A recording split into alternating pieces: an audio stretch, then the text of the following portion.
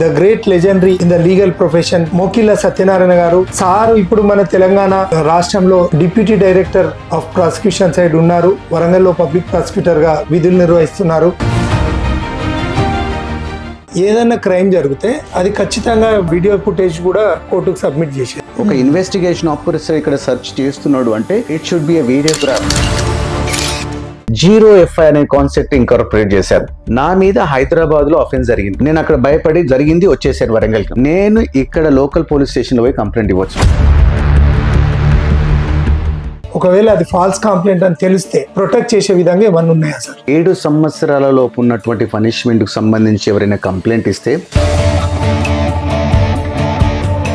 ఒక నిరపరాధి కోసము 100 మంది దోషులను వదిలిపెడుతున్నటువంటి తప్పిదం ఏదైతుందో, ఒకసారి ఒక అఫెన్స్ సెల్ ఫోన్ లో కానీ సీసీటీవీ ఫోటేజ్ లో కానీ రికార్డ్ అయ్యి కోర్టులు వేస్తే court have to consider it. Man may lie but the electronic evidence may not lie. Which is right which is not right అని చెప్పి పోలీసులకు అంటే చట్టాల పట్ల పూర్తి అవగాహన లేదు అని ఒక అతని మీద కంప్లైంట్ ఇచ్చినప్పుడు ఎవరైతే అక్యూజ్డ్ ఉంటారో అతని ప్రాపర్టీసే సీజ్ చేస్తారా, లేకపోతే అతని బినామీలు కానీ family member any person acquired the property directly? FIR చేయించుకోవడం అనేది ఒక ఫ్యాషన్ అయిపోయింది.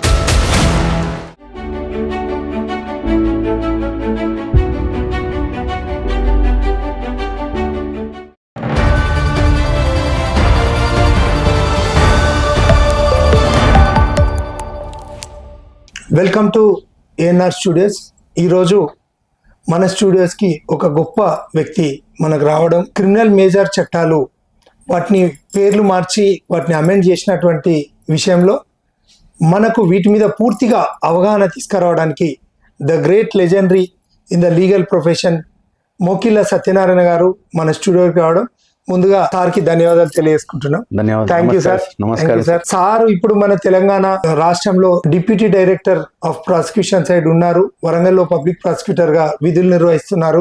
సెన్సేషనల్ కేసెస్ మనకు ఆర్గ్యూ చేసిండ్రు ప్రాసిక్యూషన్ సైడ్ నుండి. న్యాయానికి న్యాయం కరువు అనే రోజుల్లో న్యాయానికి న్యాయం ఉంది, న్యాయానికి న్యాయం ఏ విధంగా జరగాలి అనే క్రమంలో దాన్ని పూర్తిగా పట్టు వదలని విక్రమార్కుల్లా ఒక కేసు తీసుకుంటే ఖచ్చితంగా ఒక బాధితునికి న్యాయం జరిగే దిశగా చట్టంలో ఉన్నటువంటి అన్ని యాంగిల్లో ఆ కేసును పరిశీలించి జడ్జి గారికి ప్రజెంటేషన్ ఇవ్వడం ఖచ్చితంగా నాకు తెలిసి 90% ఎబో సక్సెస్ రేషియోలో ఉన్నటువంటి the great legendary personality in the legal అంటే ఓన్లీ సత్యనారాయణ గారు అనే చెప్పుకోవచ్చు. మన సారు మన స్టూడియోకి మనకు సమయం ఇవ్వడం దేనికోసం అంటే ఈ కొత్త క్రిమినల్ మేజర్ యాక్ట్స్ ఏదైతే ఉన్నాయో IPC, CrPC, Indian evidence act వాటి పేర్లు మారవడం, అదేవిధంగా 2023లో ఈ అమలుకు వచ్చినటువంటి చట్టాలు ఇప్పుడు మొన్న జూలై 1వ తారీఖు 2024న పూర్తిగా అమలుకు వచ్చినాయి. ఇప్పుడు ఉన్నటువంటి ఈ మొత్తం విషయాన్ని ఈ ప్రక్రియను ఇంకా మనం చెప్పేది ఏముండదు, మొత్తం సార్ మొత్తం మనకు సవివరంగా వివరిస్తారు. ఇది అందరి కోసం, అందరూ తెలుసుకోవాలి. ఎందుకంటే ప్రజాస్వామ్యబద్ధంగా రాజ్యాంగబద్ధంగా ఈ కొత్త చట్టాలు పార్లమెంట్లో అమలైనాయి కాబట్టి ఖచ్చితంగా ఇవి ఇంప్లిమెంటేషన్ దశకి వస్తాయి. కాబట్టి ముందుగా ఈ విషయాలన్నీ కూడా సార్ని అడిగి తెలుసుకుందాం. సార్, మీరు మన వ్యూవర్స్ తరపు నుండి, మన రాష్ట్ర ప్రజల తరపు నుండి మీరు దేశవ్యాప్తంగా కూడా ఒక పేరు ప్రఖ్యాతలు గాంచినటువంటి వ్యక్తి. సుప్రీంకోర్టు నుండి కూడా, ఇక్కడ హైకోర్టు నుండి కూడా, కింది స్థాయి జడ్జెస్ కూడా, పోలీస్ ఆఫీసర్స్ కూడా ఏ విధంగా కేసులను ఛేదించాలనే విషయంలో మీరు పూర్తి పరిజ్ఞానం ఉండి మీ సలహాలు సూచనలు తీసుకున్నటువంటి ఒక గొప్ప వ్యక్తి మా స్టూడియోకి రావడం, వీటి గురించి మీరు వివరిస్తారని మా వ్యూవర్స్ తరఫున మేము ఆశిస్తున్నాం sir. Thank you mister Nagaraj sir. ఈ కార్యక్రమానికి నన్ను పిలిచి మీ ద్వారా ప్రజలకు సందేశాన్ని కొత్త చట్టాల మీద తెలియజేయడానికి పిలిచినందుకు మీకు ధన్యవాదాలు. మన రాష్ట్ర ప్రజలందరికీ తెలుసు, ఒక 3 కొత్త చట్టాలు 1 జూలై 2024 నుంచి అమల్లోకి వచ్చాయి. రాష్ట్రంలోనే కాకుండా ప్రతి భారతదేశం మొత్తంలో ఈ చట్టాలు అమల్లోకి వచ్చాయి. 3 చట్టాలు ఏంటంటే భారతీయ నాగరిక సురక్ష సంహిత 2023, ఇది సిఆర్పిసిని రీప్లేస్ చేస్తుంది. భారతీయ న్యాయ సంహిత 2023, this is replacing the Indian penal code IPC. Bharatiya Sakshya Adhiniyam 2023 is replacing the Indian evidence act. So ఈ 3 చట్టాలు కూడా ఒక 100-150 ఏండ్ల కింద వచ్చిన చట్టాలని రీప్లేస్ చేసుకుంటూ ఈ 3 చట్టాలు కూడా ఆనరబుల్ పార్లమెంట్ వారు 25th December 2023 పార్లమెంట్లో ప్రవేశపెట్టి ఆమోదించి ఈ చట్టాలు 1st July 2024 నుంచి ఇది అప్లికేబిలిటీకి వచ్చి ఎన్ఫోర్స్మెంట్ మీద వచ్చింది. సో బ్యాక్గ్రౌండ్ ఏంటంటే ఈ 3 చట్టాలు రావడానికి ది పార్లమెంట్ ఒక పార్లమెంటరీ కమిటీ అంటే లీగల్ ఎక్స్పర్ట్ కమిటీని అపాయింట్ చేసింది May 2020. ఈ చట్టాలను మార్చాల్సిన అవసరం ఉందా, దీని మీద ఎగ్జామిన్ చేసి ఒక రిపోర్ట్ ఇవ్వమన్నారు. అదే కాకుండా Malimath committee report and Vishwanathan committee report and the considering the all the judgements of the honourable Supreme Court, ఈ పార్లమెంటరీ కమిటీ ఇచ్చిన రిపోర్ట్ను అన్నీ ప్రజెంట్ ఉన్న క్రైమ్ రేటు, ప్రజెంట్ ఉన్న సినారియో, ప్రజెంట్ ప్రజలకు కావలసిన చట్టాలకు అనుగుణంగా ఈ 3 చట్టాలు కేంద్ర ప్రభుత్వం పార్లమెంటు ద్వారా దేశంలో అమల్లోకి తీసుకొచ్చారు. సో ఈ 3 చట్టాలు ప్రథమంగా చూసుకుంటే భారతీయ నాగరిక్ సురక్ష సంహిత 2023 which is replacing the Code of Criminal Procedure Code 1973 CRPC. దీంట్లో చట్టంలో కేంద్ర ప్రభుత్వం వారు బాధితుల మీద అఫెన్స్ జరిగినప్పుడు అక్యూజ్ని ఎఫెక్టివ్గా ప్రాసిక్యూట్ చేయడమే కాకుండా ఆ ఎఫెక్టివ్ ప్రాసెస్ని అతి తొందరలో బాధితులకు చెందవేయాలి అనే ప్రతి సత్వర న్యాయం కోసం ఇన్వెస్టిగేషన్ ఆఫీసర్కు టైం ఫిక్స్ చేశారు, ప్రాసిక్యూషన్ ఎన్ని రోజులు చేయాలని ఫిక్స్ చేశారు, కోర్ట్స్ కూడా ట్రయల్ చేసి జడ్జిమెంట్ ఎన్ని రోజుల్లో ఇవ్వాలి అని ప్రతి ఒక్కరికి టైం లైన్ ఫిక్స్ చేసేసారు. అంటే ఇది ప్రజల పక్షాన కొంత అవును, బాధితులకు న్యాయం కాకుండా ఆ న్యాయం సత్వరంగా రావాలి, అతి తొందరగా రావాలి. సిఆర్పిసి ఈ భారతీయ BNSS 2000 speaks about the procedure. అలా ఆ ప్రొసీజర్ ఎన్ని రోజుల్లో ఎవరు ఏం చేయాలి, ఎంత పగడ్బందీగా ఇన్వెస్టిగేషన్ కండక్ట్ చేయాలి, ఎంత పగడ్బందీగా ఛార్జ్ షీట్ వేయాలి, ఎంత పగడ్బందీగా ప్రాసిక్యూషన్ చేయాలి, ఎలా ప్రూవ్ చేయాలి, ప్రతి ఆస్పెక్ట్ని డిసైడ్ చేసి ఈ భారతీయ నాగరిక సురక్ష సంహితలో 2023లో పొందుపరిచారు. ఇలా మెయిన్ సిఆర్పిసిలో లేనివి ఇందులో కొత్తగా పొందుపరిచిన ఏంటంటే దీంట్లో టెక్నాలజీకి మోర్ ఇంపార్టెన్స్ ఇచ్చారు. Technology rapidly increasing in the world, not only the our country, entire world. So ఆ టెక్నాలజీని అందిపుచ్చుకొని ఈ ఇన్వెస్టిగేషన్ని, ఈ ట్రయల్ను త్వరితగతిన పూర్తి చేయడానికి ఈ టెక్నాలజీకి ఎక్కువ electronic mode, the evidence collected through electronic mode more importance ఇచ్చారు. ఎలా ఇంతకు ముందు మనం సమన్స్ ఫిజికల్గానే సర్వ్ చేయాలి. ఇప్పుడు మనం ఒకసారి ఇంటికి పోతే ఆ విట్నెస్ ఉండరు, మళ్ళీ రావాలి, మళ్ళీ కోర్టులో సబ్మిట్ చేయాలి, మళ్ళీ ఒక అడ్జర్న్మెంట్.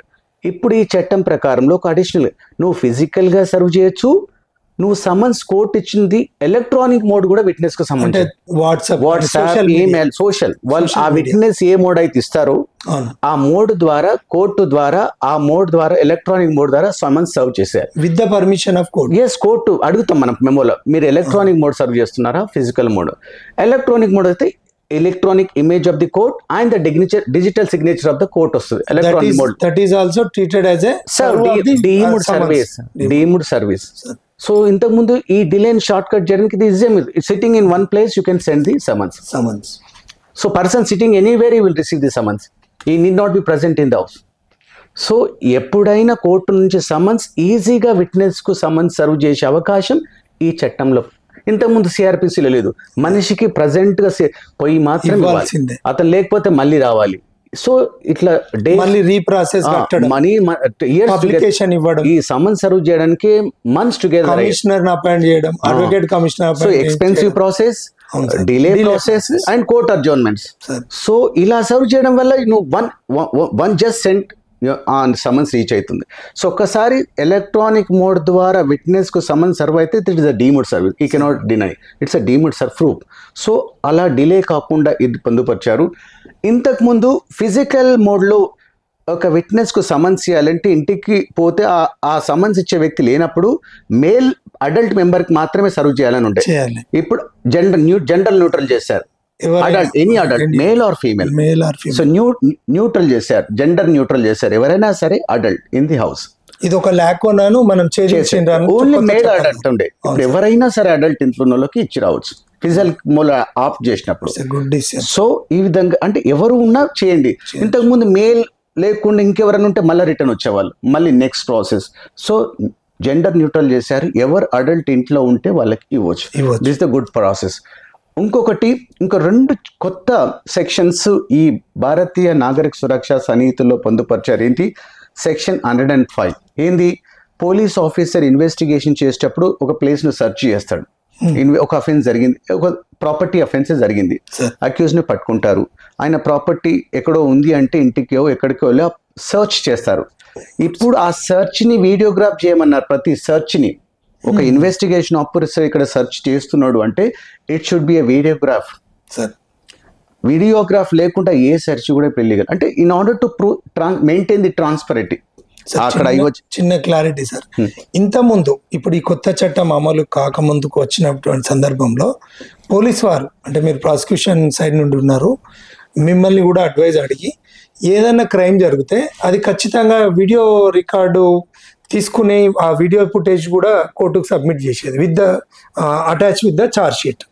దాన్ని కన్సిడర్ చేయొద్దు, చేయకూడదు అనేది ఏమన్నా ఉండేనా సార్? ఇది ఇప్పుడు వచ్చింది అమలు, ఇంత ముందు ఉండేనా? సెర్చ్ అనేది సెక్షన్ 165 సిఆర్పిసి మాట్లాడుతుంది.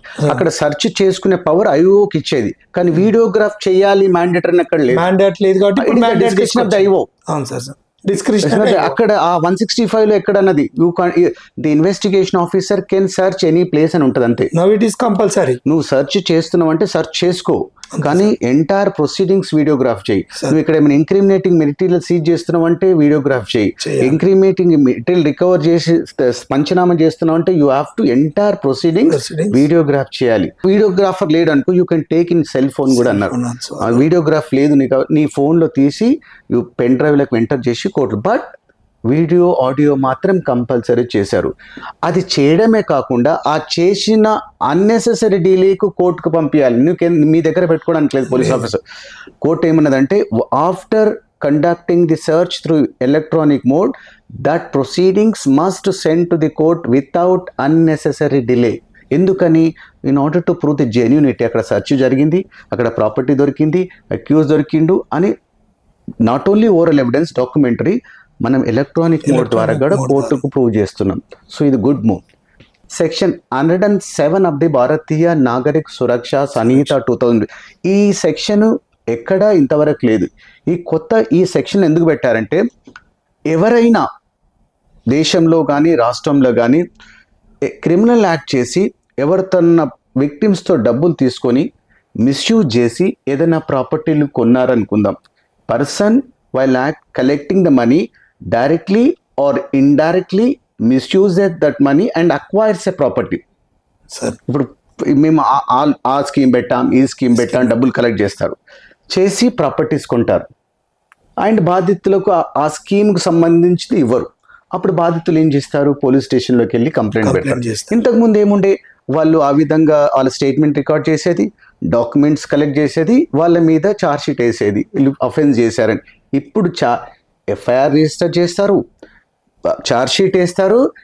ఈ ఎవరైనా అక్యూజ్డ్ ప్రాపర్టీ వాళ్ళ పైసల ద్వారానే కొన్నాడని ఎస్టాబ్లిష్ అయితే ఇక్కడ ఇన్వెస్టిగేషన్ చేసుకుంటూ సెక్షన్ 107 ప్రకారం ఇన్వెస్టిగేషన్ ఆఫీసర్ను కొన్న ప్రాపర్టీని అటాచ్మెంట్ చేయమని కోర్టును అడిగే అవకాశం పవర్ ఇప్పుడు వచ్చింది. Excellent sir. ఆర్థిక నేరాలు పెరుగుతున్న క్రమంలో ఇది ఒక break. Any person acquires a property through criminal activity while committing the offence.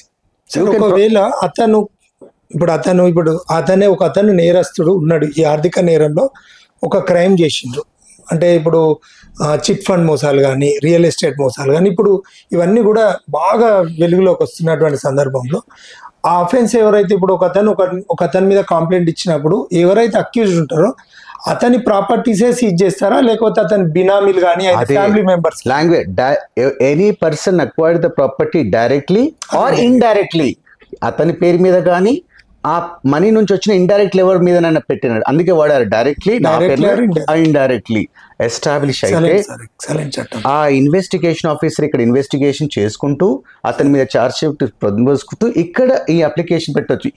ఈ అక్యూజ్డ్ ఇలా ఇంత బాధితుల మీద అమౌంట్ కలెక్ట్ చేశారు, ఆయన కానీ అతని తరఫున మనుషుల మీద ఇంత ప్రాపర్టీస్ కొన్నారు, ఇప్పుడు ఈ ప్రాపర్టీని ఇమీడియట్గా అటాచ్ చేయండి అని సెక్షన్ 107 కింద తో prosecution investigation officer concern judicial magistrate కోర్టులో వేసుకోవచ్చు. సో వేసిన తర్వాత ఆ కోర్టు వారు ఆ సెక్షన్ కింద కోర్టు వారు వేసినప్పుడు ఆ కోర్టు వారు షోకాజ్ నోటీస్ ఇవ్వచ్చు. ఎవరు ఎవరి ప్రాపర్టీ అయితే అటాచ్ అడుగుతున్నామో ఆ కోర్టు వారు ఆ సెక్షన్ కింద అప్లికేషన్ తీసుకున్నాక court may issue show cause notice to the person whose property is attached. ఆయనకు కూడా ఏమని నువ్వు 14 days లోపల ఎక్స్ప్లెనేషన్ ఇవ్వు, అంత not more than that.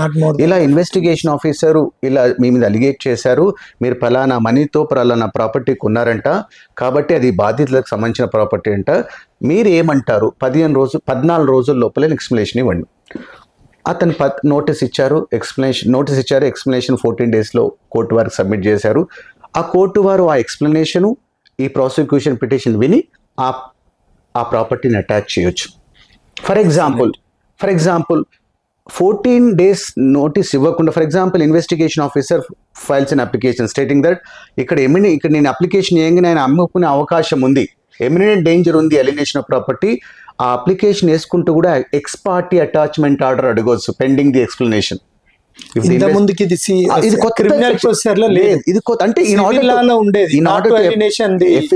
Prosecute the accuse and also save the victim. రెండు, తప్పు చేసినందుకు ప్రాసిక్యూట్ చేయడం, ఆ బాధితుల నుంచి డబ్బులు తీసుకొని కొన్నందుకు ఆ ప్రాపర్టీని బాధితులకి ఇవ్వడం, అది ఇచ్చే వరకు మీన్ వైల్ స్టే ఇవ్వడం, ప్రాపర్టీ నాట్ టు అలినేషన్. 14 రోజుల్లో ఆయనకి ఎక్స్ప్లెనేషన్ తీసుకొని అటాచ్ చేయొచ్చు. లేకుంటే ఆ అప్లికేషన్ పెట్టినప్పుడు ఆ 14 రోజుల నోటీస్ ఇచ్చే లోపు అమ్ముకునే అవకాశం ఉన్నప్పుడు కోర్టుకు అర్జెన్సీ చూపించి ఎక్స్ పార్టీ అటాచ్మెంట్ ఆర్డర్ కూడా తీసుకోవచ్చు. అప్లికేషన్ పెట్టారు, కోర్టు కన్విన్స్ అయింది, అటాచ్ చేసింది, ఆ ప్రాపర్టీ ఏమవ్వాలి? అప్పుడు మళ్ళీ ఇన్వెస్టిగేషన్ ఆఫీసరు ఫలానా ప్రాపర్టీని మీరు ఫలానా వ్యక్తి ప్రాపర్టీ ఆ డబ్బు దగ్గర కొన్నాడు, అటాచ్ అయ్యింది, కాబట్టి ఈ ప్రాపర్టీని ఇంతమంది బాధితులకు డిస్ట్రిబ్యూట్ చేయండి, ఈ ప్రాపర్టీ ఈ బాధితుల మనీతో కొన్నారు, ఒక 100 మంది బాధితులు ఉన్నారు, ఈ ప్రాపర్టీని అమ్మి ఆ బాధితులకు ప్రపోర్షనేట్గా డివైడ్ చేయండి అని మళ్ళీ అప్లికేషన్ వేసుకోవచ్చు. అప్పుడు అప్లికేషన్ వేసుకొని కోర్టు వారు దాన్ని నమ్మితే court may direct the district collector to distribute the money to the victims. అది కూడా 60 రోజుల్లోపే. Excellent sir. So property seize చేయడం కాకుండా ఆ వచ్చిన ప్రాపర్టీని బాధితులకు డిస్ట్రిబ్యూట్ చేసే పవరు కోర్టుకుంది. ఆ కోర్టు డిస్ట్రిక్ట్ కలెక్టర్ ద్వారా ఆ మనీ అంతా ఆ బాధితులకు ఇచ్చే అవకాశం ఈ చట్టంలో పొందుపరిచారు. Excellent sir. సో ఇది గుడ్ మూవ్. అంటే ఎఫెక్ట్ ఇంతకుముందు ఏంది, వాళ్ళు ఎంతో డబ్బు చేసేవాళ్ళు, బాధితులు కంప్లైంట్ ఇచ్చేవాళ్ళు, ఛార్జ్ షీట్ వేసేవాళ్ళు, it's went on years together to conduct trial. అక్కడ కాకుండా నువ్వు ప్రాపర్టీ కూడా అటాచ్ చేసుకోవచ్చు. అంటే సార్ యాక్చువల్లీ మీరు ప్రాసిక్యూషన్ సైడ్ ఉన్నారు, కానీ మీ దృష్టికి చాలా కేసెస్ వచ్చి ఉంటాయి, కానీ అంటే ఒక లీగల్ మ్యాక్సిమం ఉండేది కదా సార్. యాక్చువల్లీ ఏంటంటే జస్టిస్ డినైడ్ అంటే చట్టం లోపల లేట్ అవుతుంటే దాని మీద నమ్మకం తగ్గిపోతుంది అనే క్రమంలో అయిందేమో అని అనిపిస్తుంది సార్. సో ఆ కాన్సెప్ట్ బాధితులకు త్వరితగతిన న్యాయం అందించడం, అది న్యాయపూర్ణ మానిటరీ లాస్ ని కూడా కాంపెన్సేట్ చేయడం కొన్ని ఇష్యూలలో సార్. మేము యాజ్ అడ్వకేట్ గా మీరు ప్రాసిక్యూషన్ సైడ్ మేము ఉంటాం సార్. అది తప్ప రైటా అనే దాని మీద మేము యాజ్ ఎ ప్రొఫెషన్గా మేము వాదిస్తాం. మీరు అబ్జల్యూట్గా మీరు వన్ సైడ్గా మీరు ఎవరైతే పిటిషనర్ ఉంటారో, బాధితులు ఉంటారో వాళ్ళని మీరు ప్రొటెక్ట్ చేస్తారు, లాని ప్రొటెక్ట్ చేస్తారు. కానీ ఇక్కడ ఉన్నటువంటి సందర్భంలో సార్, ఇక్కడ ఈ ఆర్థిక నేరాలు ఏదైతే చిట్ ఫండ్స్ కానీ రియల్ ఎస్టేట్ మోసాలు కానీ కొంత ఇక వీళ్ళను ఏదో ఆశ పెట్టి మభ్యపెట్టి మోసం చేస్తే, కానీ మా దృష్టిలో అడ్వకేట్గా మీ ముందుంచే అంశంలో ఇప్పుడు ఓపెన్ అప్ అయినటువంటి ఏదైతే 60 days 14 days ఇవి ఇవ్వడం, బాధితులకు పంచడం, కలెక్టర్కి రైట్ ఇవ్వడం అనేది ఏదైతే ఉందో, it's a very good thing sir. ఇది అందరు కూడా తెలుసుకోవాలి. కానీ సార్ ఒక్క చిన్న డౌట్ సార్ నాది. యాక్చువల్లీ ఇప్పుడు ఎఫ్ఐఆర్ చేయించుకోవడం అనేది ఒక ఫ్యాషన్ అయిపోయింది. అంటే ఇప్పుడు ఏంటంటే అతను ఒక 100 కోట్ల స్కామ్ చేస్తున్నాడు, ఒక క్రైమ్ రిజిస్టర్ అయితే ఇంకేం కోట్ల పెండింగ్ ఉంది కాబట్టి మీరు ఏదైనా కోర్టులోనే చూసుకోండి. ఆ లోపల వీడు ఆల్రెడీ అంటే ఇవ్వకుండే అడ్వకేట్స్ వాళ్ళ లీగల్ ఒపీనియన్స్ తీసుకునే క్రమంలో బినామీలకు అట్లా డైవర్ట్ చేస్తున్నటువంటి క్రమంలో నవీన్ ప్రజెంట్ ఇది ఇప్పుడు ఒక బిజినెస్ అయిపోయింది. కానీ మీరు ఒక చక్కటి అంటే మన వ్యూవర్స్కి మీరు ఇచ్చిన ఏదైతే ఈ న్యాయంలో పొందుపరిచిన కొత్త చట్టాలలో పొందుపరిచింది, అది అబ్జల్యూట్ అందరికి కూడా యూస్ఫుల్ సార్. రియల్లీ నేను ఇన్స్పైర్ అయినా సార్. Thank you sir. ఎందుకంటే చాలా మంది పాపం బిడ్డ పెళ్లికో కొడుకుల చదువులకో ఏదో డబ్బు దాచుకుంటే ఎంతో అంత వస్తుందనో, 1 yearలో డబ్బులు అవుతుంది, 5 yearsలో డబ్బులు అవుతుంది, ఇట్లా అని చెప్పి ఆశలకు పోయి మోసపోయిన వాళ్ళు పాపం బాధితులు ఇవాళ వాళ్ళకి న్యాయస్థానాల ద్వారా జరుగుతలేదు అనే ఒక అపనమ్మకాన్ని ఈ కొత్త చట్టాలు ఛేదించడం, మీలాంటి ఆఫీసరు జెన్యున్ గా మా వ్యూవర్స్ చెప్పడం, ఇది అందరు కూడా వ్యూవర్ చూడండి, ఫాలో అవ్వండి. కొత్త చట్టాలు మనకి ఏ విధంగా ఫాలో అవుతున్నాయో, ఇది ఒక్క గొప్ప చట్టం. ఎందుకంటే ఆర్థిక నేరాలు, ఎందుకంటే ఇది ఒక వ్యాపారంగా ఉన్నటువంటి సందర్భంలో మీరు తెలుసుకోవాలి. ఎందుకంటే 3 days లో ఇన్వెస్టిగేషన్, 14 days లో నోటీసు, దాని రిప్లై ప్రాపర్గా, తర్వాత అతని బినామీలను ఒక ఇన్వెస్టిగేషన్ ఆఫీసర్ సెర్చ్ చేసి ఆ కంపల్సరీ ఆ ప్రాపర్టీని అటాచ్ చేయడం, స్క్వీజ్ చేయడం, కలెక్టర్ గారికి ఆ పవర్ ఇవ్వడం అనేది ఏదైతుందో, నేను సార్ చెప్పింది మీకు రివ్యూ చేస్తున్నా. సార్కి ఒక్కసారి మనందరి తరఫున థ్యాంక్స్ చెప్పుకుంటూ ఇంకా మరిన్ని విషయాలు తెలుసుకుందాం సార్తో. Sir thank you. ఇంకా ఇంకొకటి, ఇవి 3 సెక్షన్లు ప్రాపర్టీ అటాచ్ గురించి. ఇప్పుడు రిజిస్ట్రేషన్ ఆఫ్ ఎఫ్ఐఆర్, ఇంతకుముందు section 154 CrPC deals about registration of FIR. ఇప్పుడు 154 as it is రిజిస్ట్రేటెడ్ in 173 Bharatiya Nagarik సురక్షా సమితి. ఆ 154లో ఉన్న ఇంగ్రీడియంట్స్ అన్ని 173లో ఉన్నాయి. బట్ ఓన్లీ అడిషనల్ యాడ్ చేశారంటే any complaint given to the police officer oral or in writing or through electronic mode, he can send, by sitting in house he can send the complaint to the police station directly, oral or in writing, visiting to the police station or in electronic mode. ఇది కొత్త condition ingredient 173లో పెట్టారు. కాబట్టి ఒక బాధితులు ఎవరైనా offence జరిగినప్పుడు మీరు direct police స్టేషన్కి వెళ్ళి కంప్లైంట్ ఇవ్వచ్చు, లేకుంటే పోలీస్ స్టేషన్కి వెళ్ళలేని పరిస్థితి ఉన్నప్పుడు యూ జస్ట్ సెండ్ ఈ త్రూ వాట్సాప్ ఆర్ మెయిల్. ఇంట్లో ఉండి ఎక్కడి నుంచి అయినా సరే మీరు కంప్లైంట్ పోలీస్ స్టేషన్కు చేరవేసే అవకాశం ఈసారి ఈ చట్టంలో పొందుపరిచారు. That is also authenticated, treated as a complaint. On the basis of that WhatsApp complaint, the police has right to register a complaint. ఇక్కడ ఫర్ ఎగ్జాంపుల్ నాకు మీద హైదరాబాద్లో అఫెన్స్ జరిగింది సార్. నేను ఇక్కడికి వచ్చి అక్కడ నాకు భయం వేసి ఉండలేను, ఇంకా అఫెన్స్ జరిగింది, ఇంకా నేను భయపడి ఇక్కడికి వచ్చేసాను.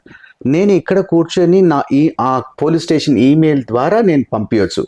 పంపించినప్పుడు ఆ స్టేషన్ హౌస్ ఆఫీసర్ ఆ కంప్లైంట్ రిసీవ్ చేసుకొని ఆ కంటెంట్స్ డిస్క్లోజెస్ ఏ కాగ్నిజబుల్ అఫెన్స్, ఇమీడియట్లీ ఈ has to register in FIR. And ఆ ఎలక్ట్రానిక్ మోడ్ ద్వారా వచ్చిన కంప్లైంట్ తీసుకొని ఎఫ్ఐఆర్ చేసి విత్ ఇన్ 3 daysలో నా దగ్గరకు వచ్చి సంతకం తీసుకోలే. 3 రోజుల్లోపే. Excellent sir. సో ఇప్పుడు ప్రతి ఒక్కరూ బాధితులు పోలీస్ స్టేషన్కి వెళ్ళలేని పరిస్థితులప్పుడు ఈ మోడ్ కూడా ఉపయోగించి ఎక్కడి నుంచైనా మీరు పోలీస్ స్టేషన్కు కంప్లైంట్ ఇచ్చే అవకాశం ఈ చట్టంలో 173 భారతీయ నాగరిక సురక్షా సమితిలో పొందుపరిచారు. ఈ 154 సిఆర్పిసి లేనిది ఇలా న్యూ అడిషన్గా, ఎందుకంటే టెక్నాలజీ ర్యాపిడ్గా ఇంక్రీజ్ అవుతుంది. దాని అడ్వాంటేజ్ తీసుకొని in order to overcome all the difficulties ఈ ఎలక్ట్రానిక్ మోడ్ ద్వారా కంప్లైంట్ పంపే అవకాశం బాధితులకు ఈ కంట్రీలో సెంట్రల్ గవర్నమెంట్ వారు ఇచ్చారు. ఇంకొకటి, ఈసారి జీరో ఎఫ్ఐఆర్ అనే కాన్సెప్ట్ ఇంకార్పొరేట్ చేశారు. జీరో ఎఫ్ఐఆర్ గతంలో ఉండే, ఇంకా దీనికి శాంక్టిటీ గతంలో బై వర్చ్యూ ఆఫ్ జ్యుడిషియల్ సిఆర్పిసిలో లేకుండే, బై వర్చ్యూ ఆఫ్ కాన్సెప్ట్ ఉంది. By virtue of judicial pronounce high court supreme court ఇచ్చిన జడ్జిమెంట్ మార్గదర్శకాల ప్రకారం జీరో ఎఫ్ఐఆర్ చేసి, బట్ ఇంకా అంబిగ్విటీ ఉంది. పోలీస్ ఆఫీసర్ ఇక్కడ ఉంది, ఇక్కడ సిఆర్పిసిలో లేదు కదా, అంబిగ్విటీ ఉంది. పోలీస్ ఆఫీసర్ చేయాలా వద్దా, జడ్జిమెంట్స్ వచ్చాయి కానీ చేయాలా వద్దా. ఇప్పుడు చట్టంలోనే పొందుపరిచారు zero FIR is mandatory. For example, నా మీద హైదరాబాద్లో అఫెన్స్ జరిగింది సార్, నేను అక్కడ భయపడి జరిగింది వచ్చేసాను వరంగల్కి. నేను ఇక్కడ లోకల్ పోలీస్ స్టేషన్లో పోయి కంప్లైంట్ ఇవ్వచ్చు. ఇక్కడ ఈ ఏరియాలో ఉన్న నియరెస్ట్ పోలీస్ స్టేషన్కి వెళ్ళి నా మీద హైదరాబాద్లో అఫెన్స్ జరిగింది కాబట్టి ఎఫ్ఐఆర్ రిజిస్టర్ చేయండి అని అలా. నాకు అక్కడ అన్యాయం అయింది కానీ ఇక్కడ నాకు భయం ఉంది. నేను ఇక్కడ భయం ఉన్నా లేకుండా నేను ఇక్కడికి వచ్చేసాను, ఇక్కడ కంప్లైంట్ ఇస్తున్నాను. అప్పుడు ఆ స్టేషన్ హౌస్ ఆఫీసర్ క్రైమ్ ఇక్కడ జరగలేదు, మీకు హైదరాబాద్ లో జరిగింది కాబట్టి మీరు అక్కడికే వెళ్ళి కంప్లైంట్ ఇవ్వండి అనడానికి లేదు. జీరో ఎఫ్ఐఆర్ ఎక్కడైనా ఏ పోలీస్ స్టేషన్ తీసుకోవాలి, ఎఫ్ఐఆర్ చేయాలి. చేసిన తర్వాత ఆ అఫెన్స్ ఏ పోలీస్ స్టేషన్ పరిధిలో జరిగిందో ఆ రిజిస్టర్ చేసిన తర్వాత it is the duty of that SHO to send that FIR to the police station.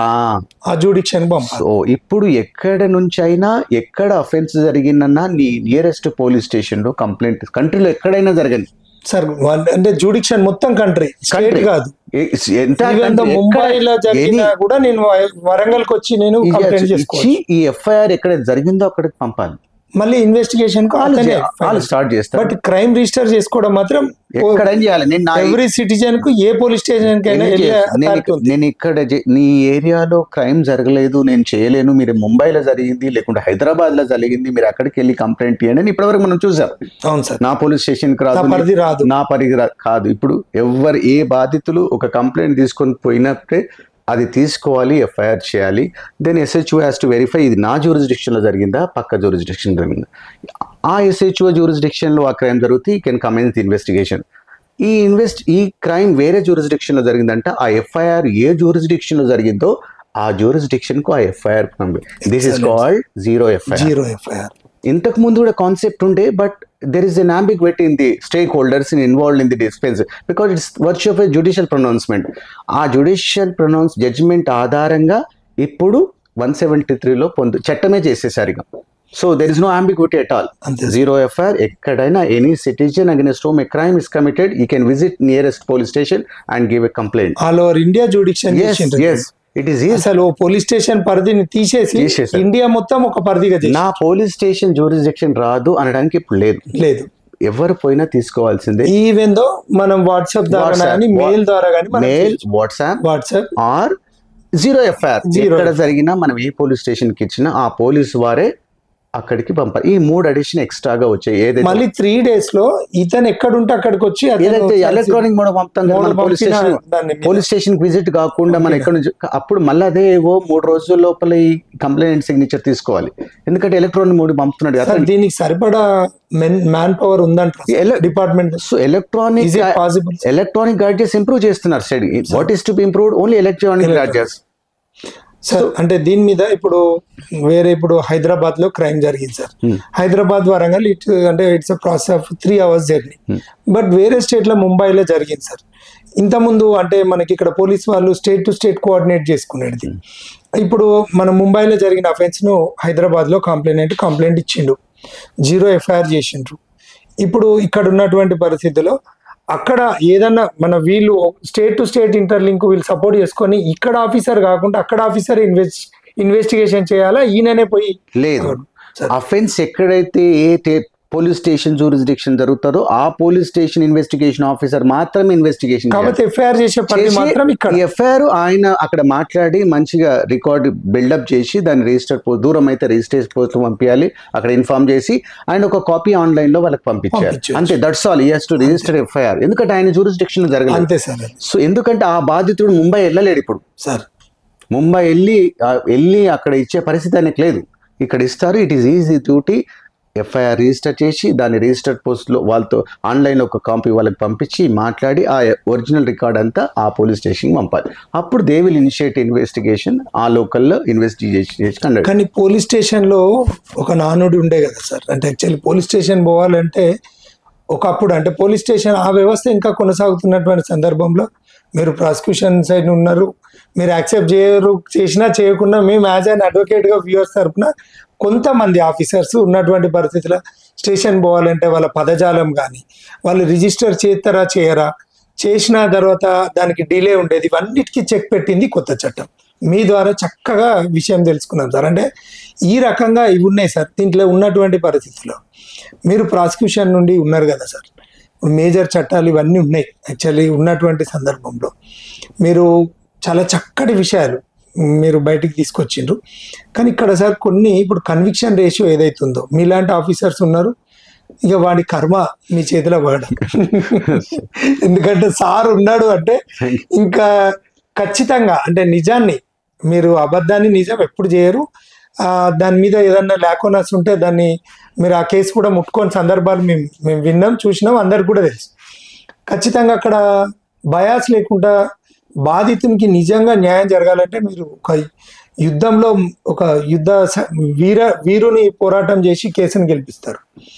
ఇదంతా ఇట్లా ఉండగా కన్విక్షన్ రేషియో ఇక్కడ మీరు చాలా పాపం బాధ అనిపిస్తుంది. పోలీస్ వ్యవస్థ వాళ్ళు కంప్లైంట్ ఇస్తారు, ఫేక్ కంప్లైంట్ అయితే కూడా అది రిజిస్టర్ చేయాలి, చేయకపోతే 200 CRPs కింద కోర్టు రెఫర్ కేసు వేసేది, హైకోర్టులో రిట్ వేసుకునేది, రిట్ జ్యుడిక్షన్ ఉండేది, అటో ఇటో వేసి ఒకటి క్రైమ్ రిజిస్టర్ చేస్తారు.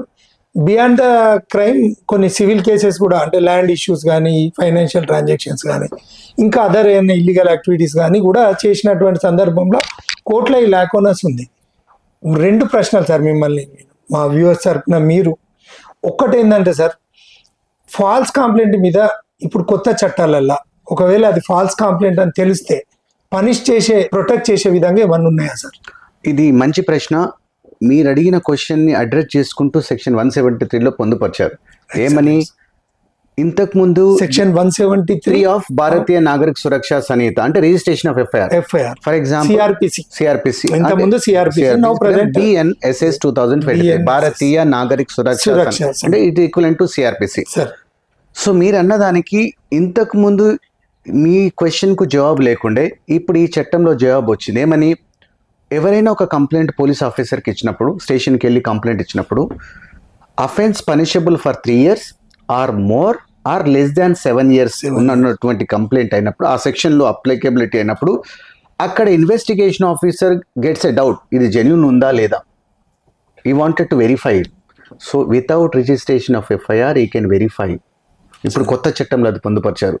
7 సంవత్సరాల లోపు ఉన్నటువంటి పనిష్మెంట్కి సంబంధించి ఎవరైనా కంప్లైంట్ ఇస్తే, ఆ కంప్లైంట్ అక్కడే జెన్యూనిటీ అనిపిస్తే ఈ కెన్ రిజిస్టర్ ఎఫ్ఐఆర్. ఇంకా ఆ SHO ఏమన్నా డౌట్ అనిపిస్తే దాంట్లో, without registration of FIR superior officer permission తీసుకొని he can conduct a preliminary investigation. ఆ genuinity to establish the genuinity of the contents. So మీ అడిగే క్వశ్చన్కి అక్కడ ఆన్సర్ ఉంది. అన్ని కంప్లైంట్లు ఇప్పుడు ఇమీడియట్ గా రిజిస్ట్రేషన్ చేయడానికి కంపల్సరీ ఇప్పుడు ఆ చట్టంలో SHO కు వెసులుబాటు ఇచ్చారు.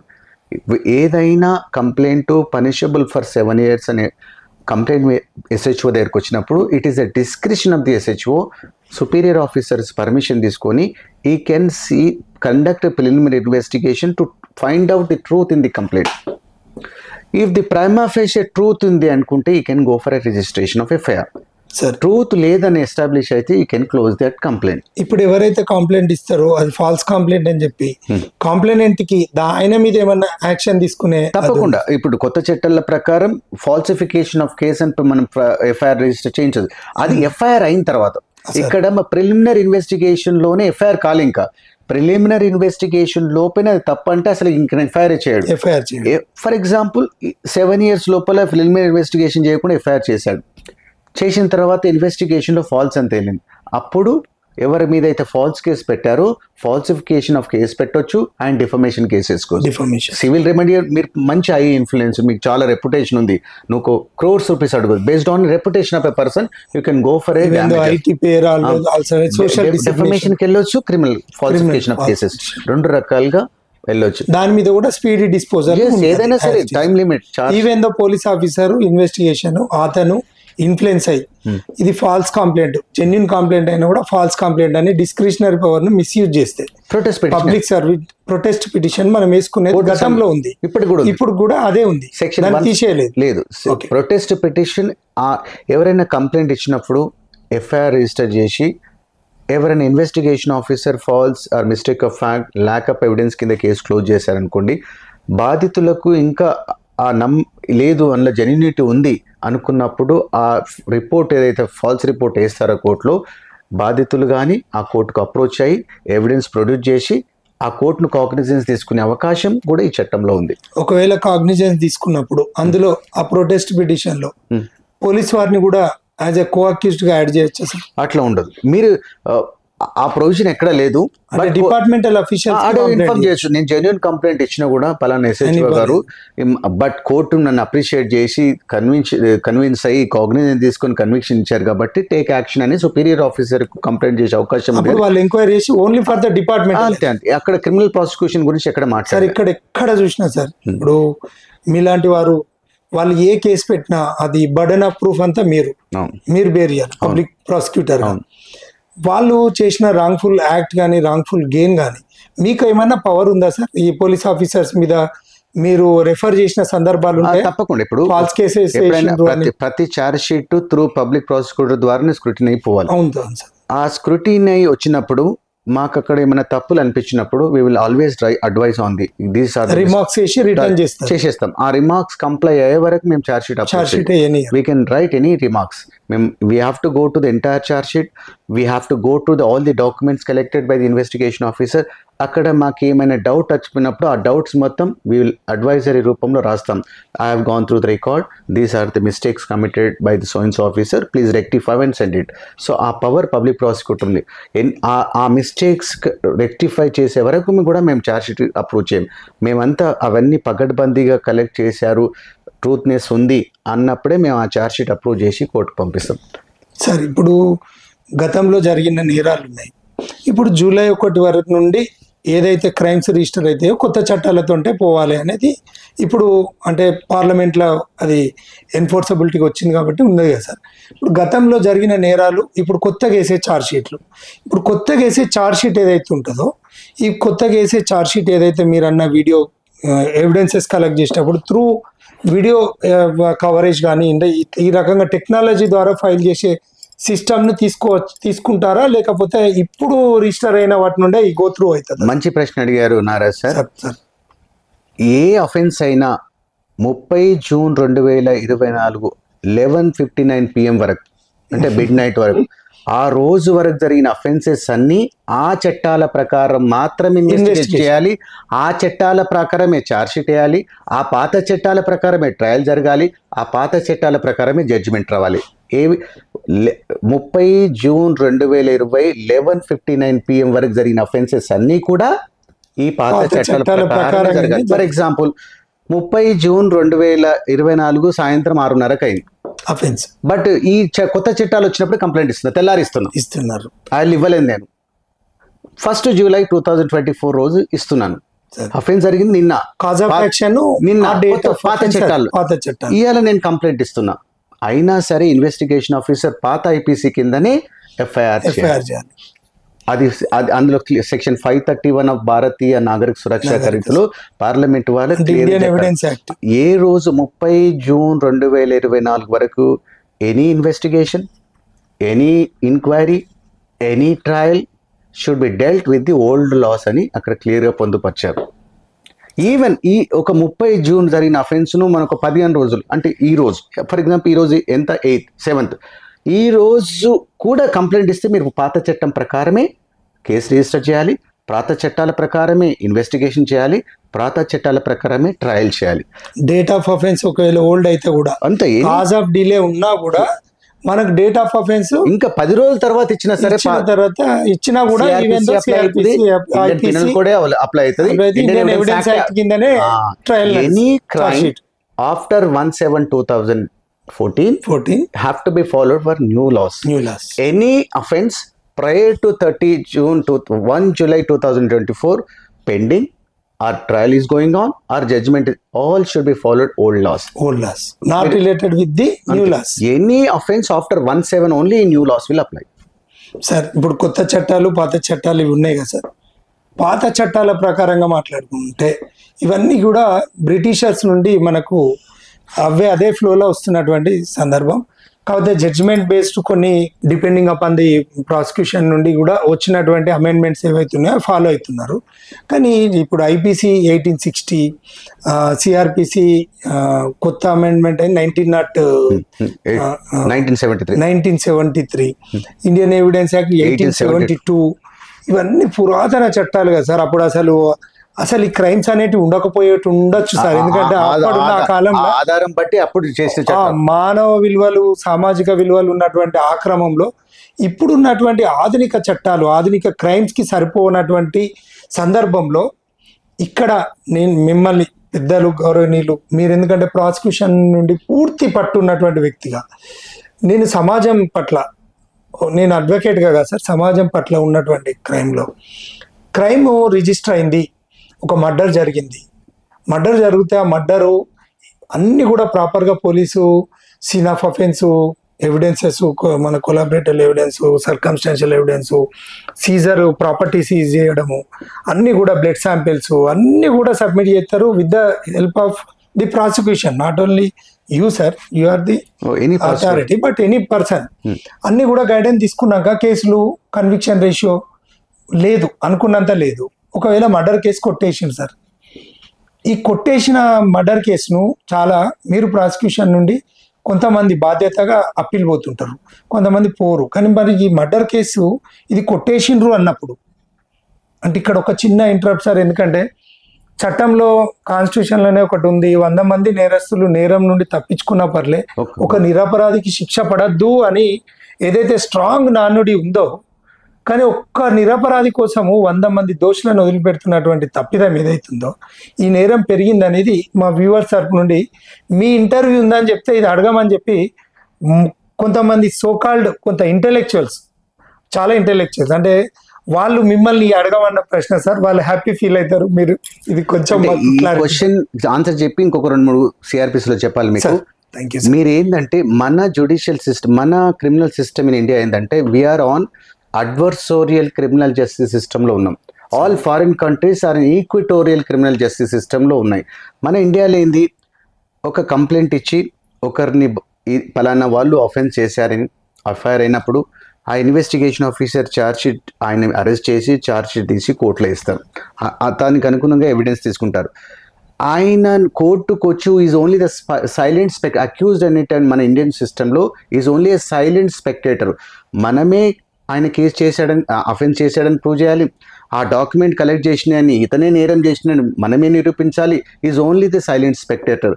అఫెన్స్ చేసిండని మనమే ప్రతి డాక్యుమెంట్ ద్వారా ప్రాసిక్యూషనే ప్రూవ్ చేయాలి. ఆయన ఓన్లీ కాలేజ్కి వచ్చినట్టు వచ్చి అటెండెన్స్ ఇచ్చి silent spectator. Burden everything that is called adversarial. నువ్వు అతను తప్పు చేశాడు అంటున్నావు కాబట్టి మీరే ప్రూవ్ చేయండి. ఆయన అఫెన్స్ చేశారంటున్నారు కాబట్టి బాధితుల తరఫున prosecution and police have to be proved. He will only watch the proceeding. So అందుకు అక్కడ ఈక్విటోరియల్ ఏంటంటే, ఈక్విటోరియల్ క్రిమినల్ జస్టిస్ సిస్టమ్ ఫారెన్లో ఏంటంటే, ఒక అతను నేరం చేశాడు అని తెలిపి ఒక ఛార్జ్ షీట్ కోర్టులో వేస్తే it is the duty of the accused to disprove it. Excellent sir. అక్కడ రివర్స్ బర్డన్. ఈయన పలానా ఆయన నేరం చేశారు అని ఇన్వెస్టిగేషన్ ఆఫీసర్ అరెస్ట్ చేసి ఛార్జ్ షీట్ కోర్టులో వేసిన తర్వాత ఆ అక్యూజ్డ్ ని నా నేరం చేయలేదని ఆయన ప్రూవ్ చేసుకోవాలి. ఇక్కడ ఈ నేరం చేసిన నేను ప్రూవ్ చేయాలి. ఎంత బాధ సార్. సో ఆ సిస్టమ్ సార్ నాకే బాధ ఉంది. నాకు ఒక డాటర్ ఉంది, రేప్ అయింది, మర్డర్ అయింది, ఎంతో దుఃఖంతో నేనుంటా.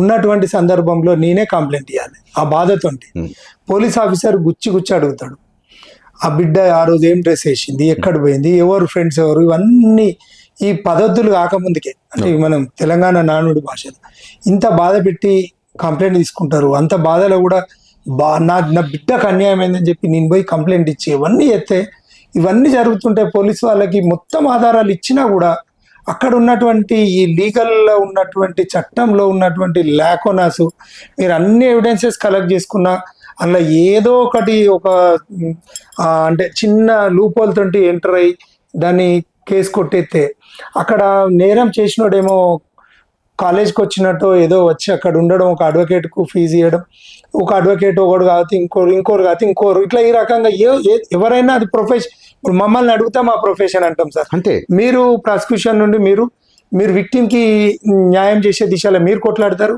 మీరు చట్ట ప్రకారంగానే పోతారు, మేము కూడా చట్ట ప్రకారంగానే పోతున్నాం. ఇక్కడ ఎవరిది తప్పు అంటే చట్టందే తప్పుగా, అంటే చట్టంలో ఉన్న ల్యాకోనర్స్ని అడ్వాంటేజ్ తీసుకొని మేము చేస్తున్నాం. కానీ అక్కడ ఉన్నటువంటి ఇప్పుడు ఫారెన్లో ఉన్నటువంటి సిస్టమ్, ఇక్కడ ఈ బర్డెన్ ఆఫ్ ప్రూఫ్ ఇక్కడ సివిల్లో కూడా సార్ ప్రాబ్లం. ఇక్కడ సివిల్ ఏంటంటే సివిల్లో రివర్స్, ఎవరికైతే భూమి ప్రాబ్లం ఉందో ఆ బర్డెన్ ఆఫ్ ప్రూఫ్ అనేది ఏదైతే ఉంటుందో నాది భూమి అంటే నాదే బర్డెన్, ఇది రివర్స్. ఈ క్రిమినల్ వచ్చేసి ఎవడైతే మర్డర్ చేసినోడు ఉన్నాడో అడ్వకేట్ ఫీజు ఆ స్తోమత ప్రకారం అక్కడ పెట్టుకునే పరిస్థితుల ప్రకారం అడిస్తే అక్కడ ఉంటాం. ఇక ప్రాసిక్యూషన్ మేము ఫైట్ చేసిన క్రమంలో ఇక్కడ కొంచెం డౌట్ వచ్చినా వదిలేయాల్సింది. మన చట్టం అట్లుంది. Thank you sir. ఎందుకంటే బికాస్ ఆఫ్ చట్టం నాట్ ది పర్సన్. కానీ ఈ కొత్త చట్టాల ద్వారా కొంచెం స్ట్రింజెంట్ పెనల్స్ వచ్చాయి. ఎందుకంటే ఎనీ ఎలక్ట్రానిక్, ఫర్ ఎగ్జాంపుల్ ఒక అఫెన్స్ జరుగుతుంది, మనం కెమెరాలో రికార్డ్ చేసాం, అది పోనీ ఒక అఫెన్స్ త్రూ ఎలక్ట్రానిక్ మోడ్ జరిగింది, మన దగ్గర ఎవిడెన్స్ ఉంది. ఈ పాత చట్టాల ప్రకారం ఆ electronic modes only secondary evidence ఉండే గతంలో. ఈ ఎండర్ ఎవిడెన్స్ ఇప్పుడు ప్రైమరీ ఎవిడెన్స్ అయింది. ఒకసారి ఒక అఫెన్స్ సెల్ ఫోన్లో కానీ సీసీటీవీ ఫుటేజ్లో కానీ రికార్డ్ అయ్యి కోర్టులు వేస్తే court have to consider it.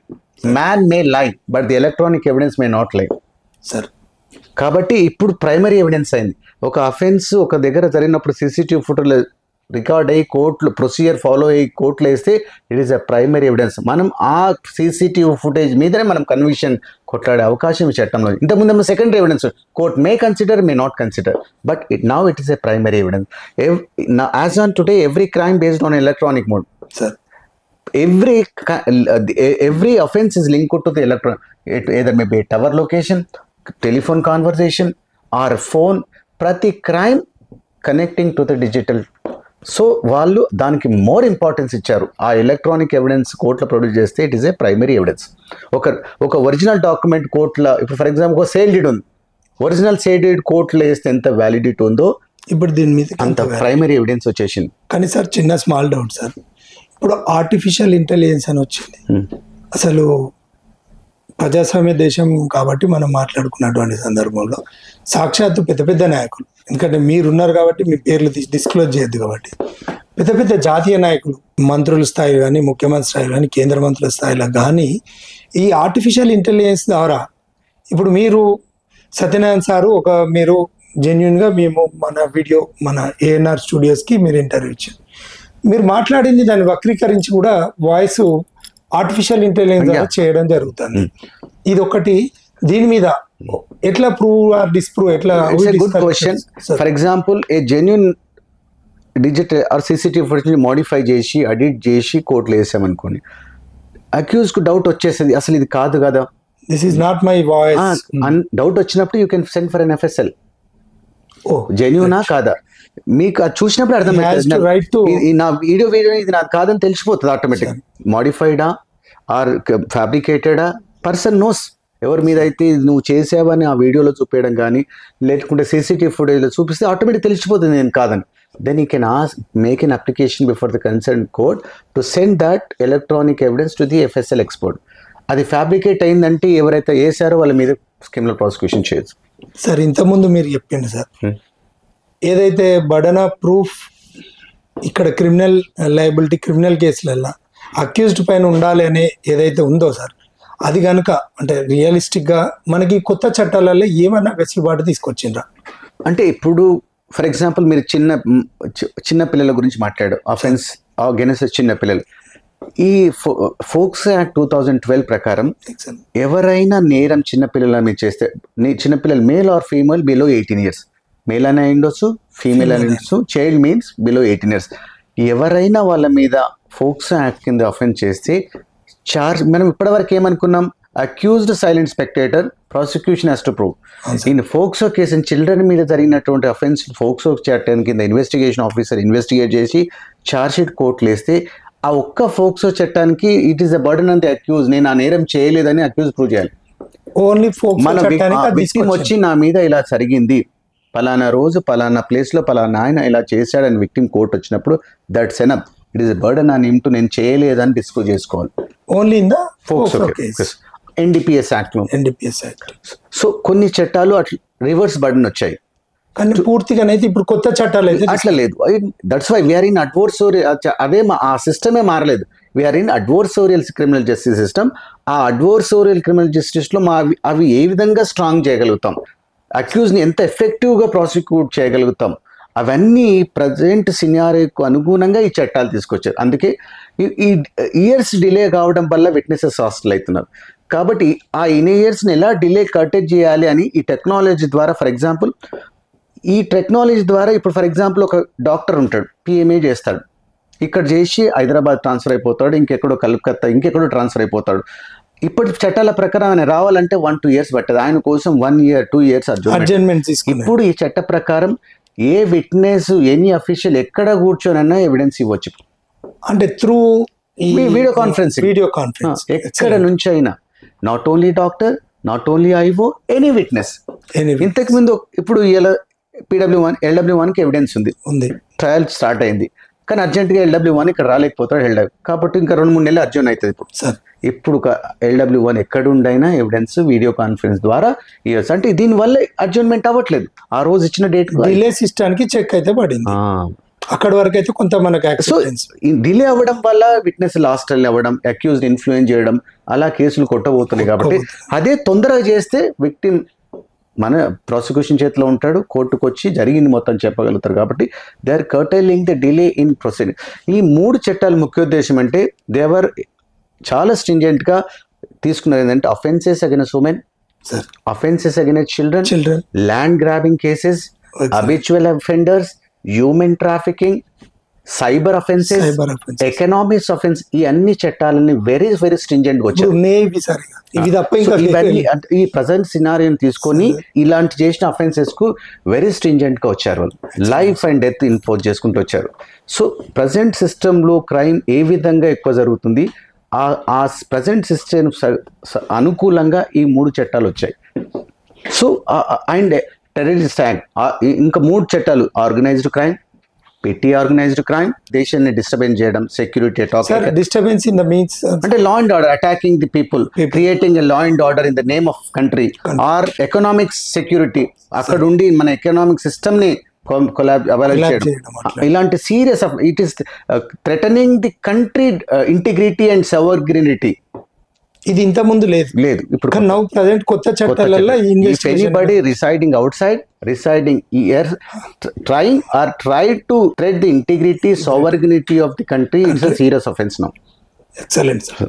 చిన్న ఇష్యూ ఏంటంటే సార్, వీటి మీద కొంతమంది అంటే ఈ ప్రజాస్వామ్య దేశం కాబట్టి ప్రతిది కూడా మాట్లాడుకునే వాక్ స్వాతంత్రం హక్కు ఇచ్చిండ్రు అని ఎవరు పడితే వాళ్ళు, ప్రజలకు సేవ చేసేదే ప్రజాస్వామ్యం అని, ప్రజలను పాలించుకునేది అనేది ఈ డెమోక్రటిక్ సిస్టమ్ ద్వారా ప్రజలను పాలించుకోవాలనే క్రమంలో, ఈ జరిగే క్రమంలో ఈ వాక్ స్వాతంత్రం హక్కు ఏదైతే రాజ్యాంగం కల్పించబడ్డదో దానికి కొంత దీంట్లో ఏమన్నా చెక్ పడ్డదా సార్? కనీసం జనం సేవ చేయకుంటామే కానీ ఈ బండబూతులు వినలేని పరిస్థితి కదా సార్ సోషల్ మాధ్యమాల ద్వారా. అంటే article 19 of the constitution gives a person to speak Liberty subject to certain restrictions. ఇప్పుడు ఏమైనా కొత్త చట్టాలలో రిస్ట్రిక్ట్ చేసిండో సార్? అలాంటిది ఏం లేదు. ద సేమ్ కాన్స్టిట్యూషనల్ రైట్ అది, సబ్జెక్ట్ టు సర్టన్ రెస్ట్రిక్షన్స్. నువ్వు కొన్ని మాట్లాడు, చట్టబద్ధంగా మాట్లాడు, ఎవరి మీద మాట్లాడాలంటే ఎవిడెన్స్ ఉంటే మాట్లాడు, ఎవిడెన్స్ లేకుండా మాట్లాడితే you can go for a defamation.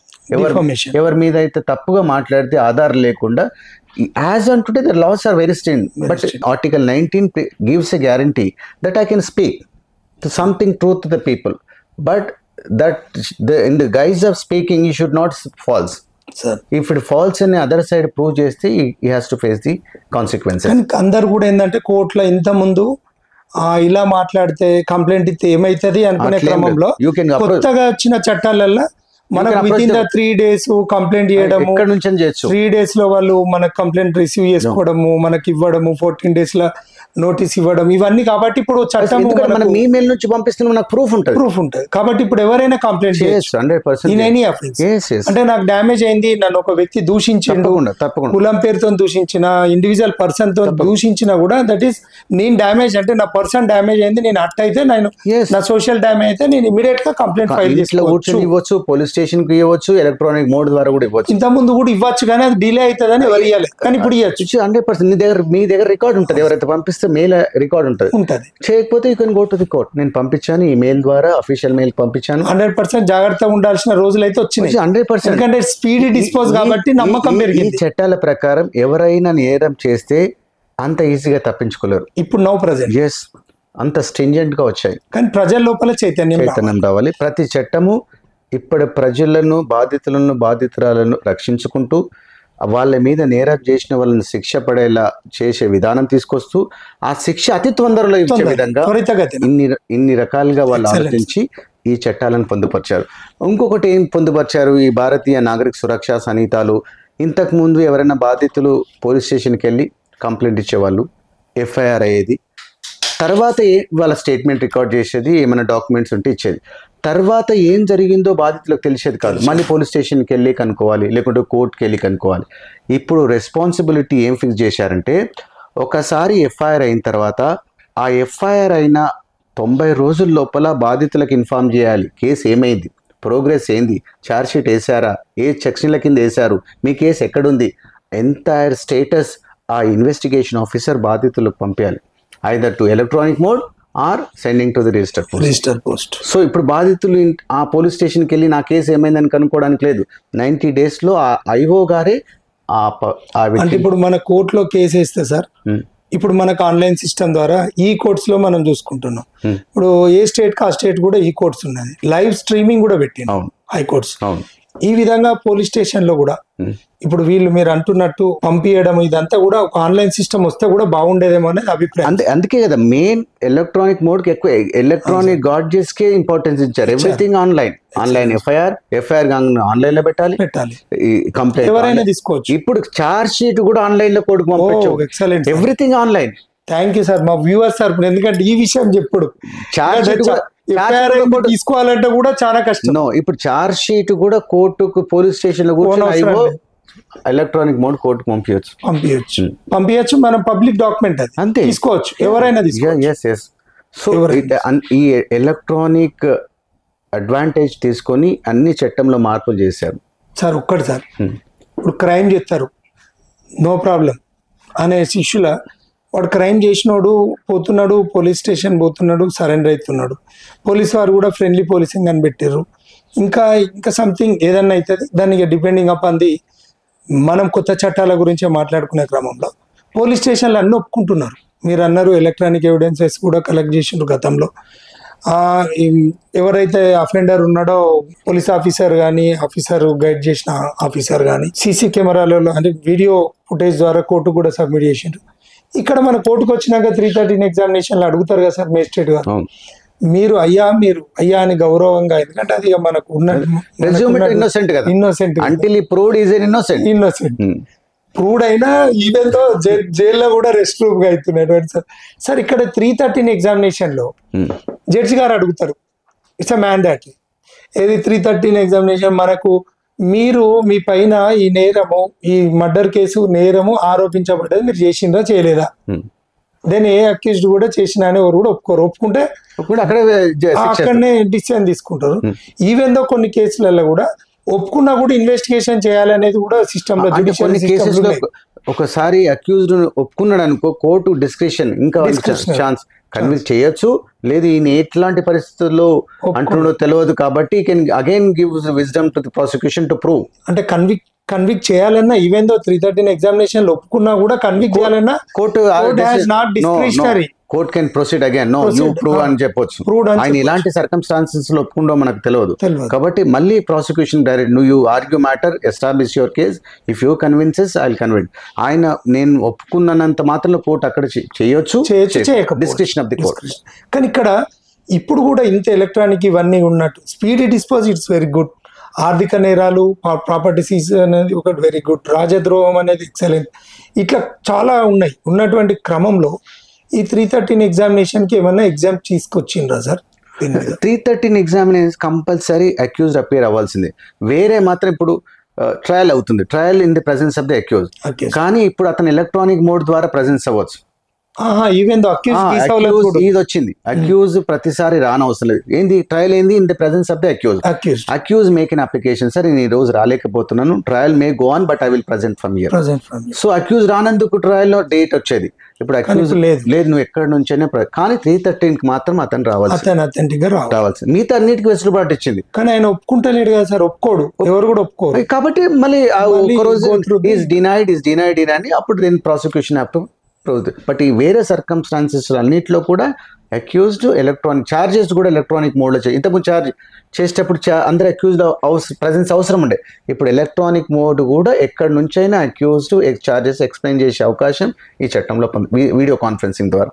Sir ఇప్పుడు ఈ ప్రాసిక్యూషన్ నుండి మనం ఇట్లా పబ్లిక్ ప్రొటెక్ట్ చేస్తున్నాం, ఈ సుమోటోగా ఎందుకు సార్ మీరు ప్రాసిక్యూషన్ నుండి జడ్జెస్ గారు అంటే మీరు జ్యుడిషియరీ డిపార్ట్మెంట్ కిందకే వస్తారు కదా సార్, ఈ సుమోటో అనేది కూడా ఎందుకు తీసుకోవట్లేదు సార్? అంటే what is the reason actually? నాకెందుకులే అని జడ్జెస్ అనుకోవడమా? అట్లేం లేదు. Judges, honourable courts and honourable judges are extraordinary. ఏదైనా ఇప్పుడు న్యూస్ పేపర్లో ఏదైనా న్యూస్ ఐటమ్ పబ్లిష్ అనుకో, లోకల్ మ్యాజిస్ట్రేట్ కానీ ఆనరబుల్ హైకోర్టు కానీ సుమోటోగా తీసుకునే అవకాశాలు ఉన్నాయి. Absolutely they have extraordinary powers. Any issue if the other people are not taken cognizance, court, concerned judicial magistrate or the district magistrate or the high court or the honorable supreme court can take a sumoto decision, sumoto taking up case ఉంది. కానీ ఎందుకు అంత popular గా ఎందుకు రావు sir? అంటే ఎవరైనా దృష్టి కన్నా తీసుకెళ్ళాలి, కోర్టు అన్న అట్లా నెసరీ కదా సార్. ఈ మధ్యన కోర్టులు చాలా ఎక్సైజ్ చేస్తున్నాయి, సుమోటో కేసుల్లో ఇంటర్ఫియర్ అవుతున్నాయి, తీసుకుంటున్నారు, చేస్తున్నారు, అలా ఏం లేదు. బట్ మోస్ట్ ఆఫ్ ద కేసెస్లో కోర్టు ఏదైనా ఇంపార్టెంట్ ఇష్యూ సర్క్యులేట్ అయినప్పుడు the courts are taking the cognizance of that case through suo motu. అంటే సార్ ఇక్కడ దేశంలో, భారతదేశంలో ముఖ్యంగా మనం ఇవన్నీ మాట్లాడుకున్నాం సార్, కొత్త చట్టాలు ఇవన్నీ ఉన్నాయి. మీరు అన్నీ కూడా అందులో ఉన్నటువంటి 100% ఇన్ఫర్మేషన్ క్యాలిక్యులేటెడ్గా అందరికి అర్థమయ్యేటట్టు ఇచ్చిండ్రు. కానీ ఇక్కడ ఉన్నటువంటి సందర్భంలో ఇండియాలో ఏదైతే ఉందో సార్, క్రైమ్ పాలిటిక్స్ అనేది మేజర్ బిజినెసెస్గా అవుతున్నాయి. ఎందుకు? లీగల్గా ఉన్నటువంటి ల్యాక్ ఆనర్స్ దాంట్లో ఈ స్పీడీ డిస్పోజల్ సిస్టమ్ వచ్చింది కదా, ఈ సిస్టమ్ ద్వారా ఏమన్నా కొంత మార్పు వచ్చే అవకాశం ఉందా sir? Prosecution new criminal enactment main objective to improve the conviction ratio. In order to address the not only speedy disposal, they are addressing through these new laws to improve the conviction rate. అలాంటి చట్టాలు పొందుపరిచారు. one of the main objectives to improve the conviction rate. They have addressed the low conviction rate in the country.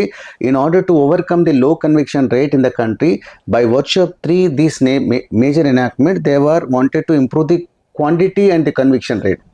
Excellent sir. కానీ ఇంకోటి sir, మీరు police అకాడమీలో police వారికి, ఎందుకంటే మీరు ప్రాసిక్యూషన్ అంటే పోలీస్ వారిని మీరు గైడ్ చేస్తూ ఉంటారు, మీ త్రూవే వాళ్ళు ఏదైనా ఫైల్ చేయాలి. వాళ్ళు ఎఫ్ఐఆర్ చేసే వరకు వాళ్ళు, మీ తర్వాత ఇన్వెస్టిగేషన్ అంతా కూడా మీ పర్సుయేషన్ ఉంటుంది, ఇవన్నీ జరుగుతున్నాయి. ఈ క్రమంలో పోలీస్ అకాడమీ వాళ్ళు పబ్లిక్ రిలేషన్ తోటి ఉండేది, పబ్లిక్ తోటి వాళ్ళు ఈ జరుగుతున్నటువంటి క్రమంలో మీరు అనేక మార్లు ఇన్ సర్వీస్లో వాళ్ళకి ఏదైతే ట్రైనింగ్ క్యాంప్స్ ఉంటాయో వాటిలో మీరు గెస్ట్గా పోతుంటారు, జరిగే సిస్టంలో వాళ్ళకి మీరు గైడ్ చేస్తుంటారు. ఈవెన్ దో IPS వాళ్ళకు కూడా, నేషనల్ పోలీస్ అకాడమీ కూడా మీరు వెళ్తుంటారు. కానీ ఇక్కడ జరుగుతున్న ప్రజల పక్షాన కొంత మీరు ప్రజల నుండి, మన వ్యూవర్స్ నుండి నేను మిమ్మల్ని రిక్వెస్ట్ చేసేదంటే సార్, పోలీస్ స్టేషన్లో జరుగుతున్న విషయాలన్నీ కూడా మీ దృష్టికి కూడా వస్తాయి. అది 100% పోలీస్ లెక్క ఉండకుండా కూడా ప్రాబ్లమే. ఇట్స్ అబ్సల్యూట్ రైట్, పోలీస్ లెక్కనే ఉండాలి. కానీ అక్కడ రైట్ ఆర్ రాంగా అనేది ఒకటి ఇది మీరు గైడ్ చేస్తారని మా వ్యూవర్స్ తరఫున ఆశిస్తూ, అదేవిధంగా సార్ ఇంకొక విషయంలో sir, which is right, which is not right అని చెప్పి పోలీసులకు అంటే చట్టాల పట్ల పూర్తి అవగాహన లేదు అని మా వ్యూవర్స్ తరఫున నా అభియోగం సార్. కాదు, ఇప్పుడు ఈ కొత్త చట్టాలు వచ్చిన తర్వాత ప్రతి పోలీస్ ఆఫీసర్కు పోలీస్ అకాడమీలో ట్రైనింగ్ ఇస్తున్నారు. ఇప్పుడు ప్రతి పోలీస్ స్టేషన్ నుంచి ప్రతి police officer now under going trainings. అక్కడ వచ్చిన ట్రైనింగ్ తీసుకున్న పోలీస్ ఆఫీసర్ డిస్ట్రిక్ట్ వచ్చి సబార్డినేట్ ఆఫీసర్ కూడా వాళ్ళు ట్రైనింగ్ ఇస్తున్నారు. Now everybody in the police department and the prosecution department under going training on 3 new laws. So they will ప్రతి మైన్యూట్గా acts చదువుతున్నారు, procedure నేర్చుకుంటున్నారు, వెల్ ఎక్విప్డ్గా రాబోతున్నారు. అందరూ తరోగా ఆ చట్టాలను ట్రైనింగ్ చేసి ఆ కొత్త చట్టాలకు అనుగుణంగానే ఎఫ్ఐఆర్ చేస్తున్నారు, ఇన్వెస్టిగేషన్ చేస్తున్నారు. వాళ్ళకి మంచి ట్రైనింగ్ ఇచ్చారు మన Telangana government. Public not only Telangana sir, మిమ్మల్ని ఈవెన్ దో సుప్రీంకోర్టు అక్కడ సైడ్ లో కూడా మీకు డౌట్స్ ఉంటే మిమ్మల్ని అడుగుతారు. కానీ మీరు కూడా వాళ్ళకు లెక్చర్ ఇస్తారు, తప్పకుండా. కానీ లా ఇస్తారు, పబ్లిక్ రిలేషన్ లో కూడా కొంత ఇట్లా ఉండాలనే సిస్టమ్ లో మీకు ఆ డిస్క్రిషనరీ ఉంది తప్పకుండా. ఎందుకంటే మీరు ప్రాసిక్యూషన్ సైడ్ నుండి పబ్లిక్ ను పబ్లిక్ మీకు మధ్య వారధులే పోలీస్ వారు. పబ్లిక్ బాధితుల తరఫునే మేము వాదిస్తారు. ఎవరికైనా అన్యాయం జరిగినప్పుడు కోర్టులో కేసు ఉన్నప్పుడు తప్పకుండా కోర్టుకు పబ్లిక్ ప్రాసిక్యూటర్ని అప్రోచ్ అవ్వచ్చు. వాళ్ళ దగ్గర ఏమైనా ఎవిడెన్స్ ఉంటే పబ్లిక్ ప్రాసిక్యూటర్కి ఇవ్వచ్చు. ఆ పబ్లిక్ ప్రాసిక్యూటర్ ద్వారా కోర్టులో వేయించవచ్చు. ఆ బాధితుల తరఫున వాదించే అవకాశం పబ్లిక్ ప్రాసిక్యూటర్ ఉండదు. ఎప్పుడైనా ఇన్వెస్టిగేషన్ ఆఫీసర్ దగ్గర మిస్ అయింది అనుకుందాం, important evidence, direct approach approach అవ్వచ్చు, ప్రాసిక్యూటర్కి ఎక్స్ప్లెయిన్ చేయొచ్చు, ఆ కేసులో వేయొచ్చు, కన్విన్సింగ్గా చేయొచ్చు. ఎక్సలెంట్ సార్, మీ అమూల్యమైన సమయాన్ని ఇచ్చి చాలా పెద్దలు మీరు, ఎందుకంటే ఇది మీ ద్వారానే కావాలి. ఎందుకంటే ఇది ఈ వీడియో ప్రతి ఒక్కరు కూడా పోలీస్ ఆఫీసర్ చూస్తారు, ఇవేందో ప్రతి సిటిజన్కి అవసరము. ఇంకా ఏంటంటే ఇవన్నీ ఏదో లెక్చర్ కాకుండా ఏదో మనం పాఠం చెప్పినట్టు కాకుండా మీరు సవివరంగా క్లారిటీగా, ఎందుకంటే ఎవరికి ఏమి ఉన్నది స్పీడీ డిస్పోజ్ అనేది తీసుకొచ్చిన ఈ 3 చట్టాలను తీసుకొచ్చిండ్రు. అందరూ ఎవరో ఇది పదాలను పలకడానికి ఇబ్బందిగా అని అనుకుని కొంతమందికి అపోహలన్నీ కూడా తీసేసిండ్రు. పార్లమెంట్ అన్ని ఆలోచించే తీసుకొచ్చిండ్రు అని చెప్పిండ్రు. దీన్ని ఖచ్చితంగా అవగాహన చేసుకొని మా అందరికీ న్యాయం చేసే దిశగా 0 FIR అయితే ఏముంది, స్పీడీ డిస్పోజ్ ఎట్లా చేసుకోవాలి, ఎలా మనం ఎట్లా అప్రోచ్ కావాలి అన్ని కూడా మీరు సవివరంగా తెలియజేసిండ్రు సార్. ఖచ్చితంగా మా స్టూడియోకు మీరు వచ్చినందుకు మా వ్యూవర్స్ తరపున అందరు కూడా మీకు మరొకసారి ధన్యవాదాలు తెలియజేసుకుంటూ, ఎప్పుడున్నా కూడా మాకు మీరు సమయం ఇవ్వాలని, ఎందుకంటే మాకు మీరు మన వ్యూవర్స్ కి, ఎందుకంటే ప్రజల పక్షాన మీరు పోరాడతారు. ఎందుకంటే విక్టిమ్స్ కు మీకు ఇంటర్లింక్డ్ వారధిగా ఎవరు పోలీసు వారు ఉంటారు, అయినా కూడా మీరు ఒక మంచి విషయం తెలియజేసిండ్రు. ఏదన్నా ఎవరన్నా బాధితులు ఉంటే కూడా మీ దగ్గర ఉన్నటువంటి పెండింగ్ కేసులో కూడా మీ దగ్గరకు అప్రోచ్ కావచ్చు. కానీ ద గ్రేట్ పర్సనాలిటీ, మీరు గొప్పవారు. మీ దగ్గర లేని జ్యూడిక్షన్ కూడా ఎవరన్నా సలహా కోసం వస్తే కూడా మీరు ఖచ్చితంగా ఇస్తారు. తప్పకుండా. కాబట్టి మీరు సార్ని మనం ఒక ఆదర్శంగా మనం తీసుకోవాలి. ఎందుకంటే ఒక వ్యక్తి గుణగణాలు అనేది ఏదైతే ఉంటాయో, ఒక వృత్తికి మనకు న్యాయం చేసే దిశగా సార్ మనకు టైం ఇవ్వడం మనందరి అదృష్టం. Please subscribe ANR studios and watch the videos and share to all. But ఎందుకంటే ఇలాంటి వ్యక్తికి సార్కి మనం రెస్పెక్ట్గా అందరూ తెలుసుకోండి, మీరు తెలియజేసేటట్టు షేర్ చేయండి. ఇది పబ్లిక్ కా షేరింగ్ కోసం కాదు, ఇది మనం ఏంటంటే మన స్టూడియోలో ఉన్నటువంటి మనకి ఇట్లాంటి పెద్ద పెద్ద వ్యక్తులను మన వ్యూవర్స్కి అన్ని సవివరంగా అంత ఇన్ఫర్మేషన్ తెలియజేసుకునే ఒక మోటోగా, ఒక ప్రధానాంశంగా పెట్టుకొని మనం ఈ వీడియో చేయడం జరిగింది. మరొకసారి మన సత్యనారాయణ సార్ గారికి ధన్యవాదాలు తెలియజేసుకుంటున్నా, మన వ్యూవర్స్ తరపు నుండి, అందరి తరపు నుండి, మన ఛానల్ టీం తరపు నుండి. Thank you sir. Thank you so much.